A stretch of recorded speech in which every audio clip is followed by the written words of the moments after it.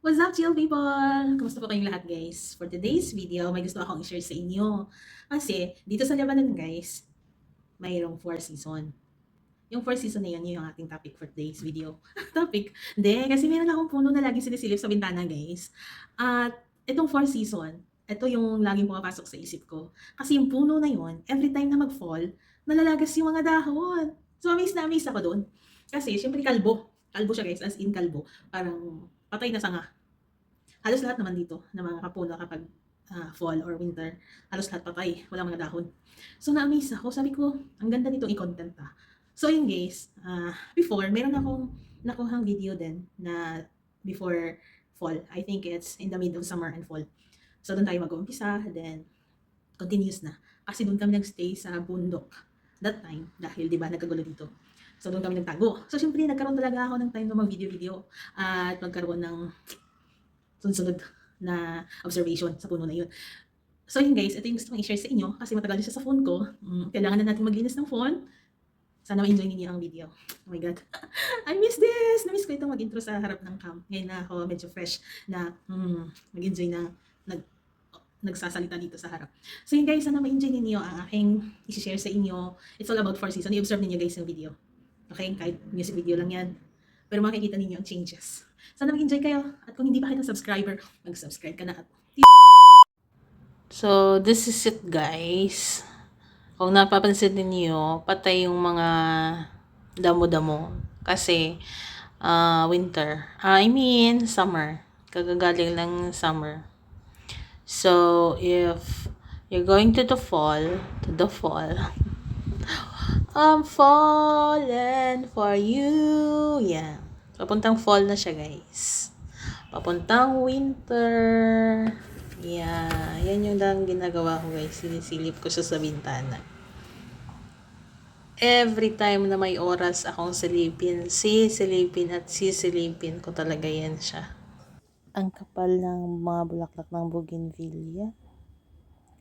Na-miss din ako sa bulaklak na yan guys. Kasi ang tibay, ang tagal malanta. Ayun oh, tingnan mo, nakalambitin yan sa bakod. Parang matutumba na siya dahil sa bigat ng mga bulaklak niya or ganun talaga. It's a vine bulaklak. Tama ba yun? Vines? Ano ba? Kasi parang gumagapang sila. Gumagapang. Hi guys! Today is November 4, 2024. Gusto kong i-share sa inyo this one. Itong puno na to guys. Dati, ang daming dahon yan. Ngayon, kasi winter. Mag-winter na dito. Wala na siyang dahon. Fall yata tawag dito.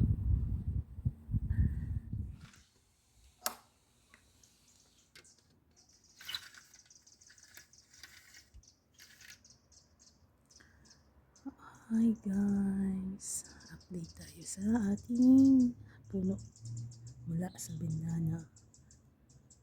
Now today is November 12. Tuesday. Dapat kahapon siya. Kasi every Monday yung update. Nakalimutan. Yan na siya.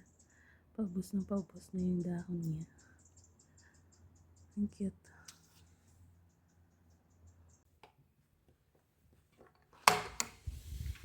Guys, wala nang dahon yung ano tawag sa Tagalog? Yung madahon na puno.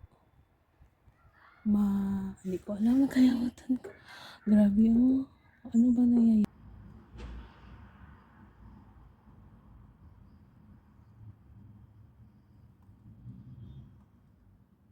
At ito na siya guys. Makalipas yung ilang araw. Paunti-unti na nawawala ng dahon. Na akala mo mamamatay. Tingnan niyo yung ibang mga puno, ganun din. At saka yung mga damo guys, kung napansin niyo, nabuhay. It's my first time guys na nakita yung window na may ganito. Grabe moist. Sana yung puno. Tingnan natin.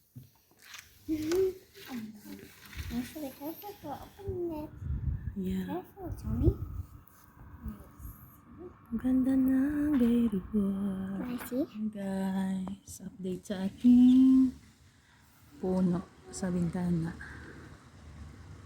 Ayan na siya. Pero buhay pa yan guys ha. Parang mamamatay na siya na. Wala ng dahon.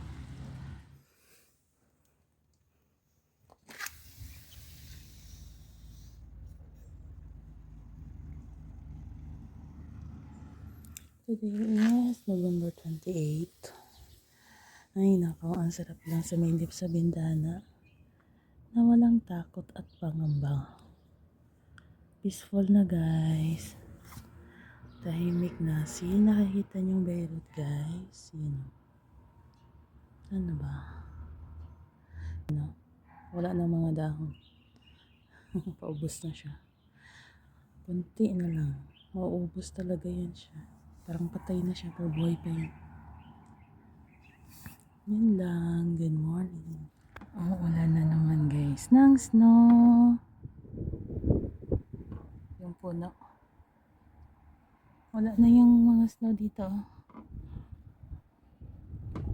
Diba nakikita niyo na green grass. Pero ang puno parang patay. Pero buhay po yan. Mayroon pa doon natirang snow. Yun yung kanina, yung mga puti-puti. Ayan, dumarating na naman ang snow. It's okay. Tingnan nyo yun guys, may dahon na siya. Tsaka marami na ding damo dito. Wala na, nagtubo na ang mga damo-damo. Look at that flower. Oh, ang ganda.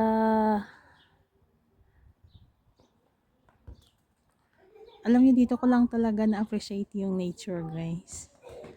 Kasi mapapansin mo talaga yung changes. May mga bulaklak na. No? Sa Pilipinas, hindi ko ito na-appreciate.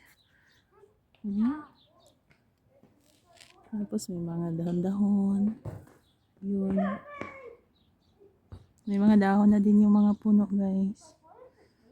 Na dati walang mga dahon yan. Tingnan nyo guys. Yung puno na sinasabi ko dati na nawawala ng dahon. Tingnan nyo kung gaano kayabong.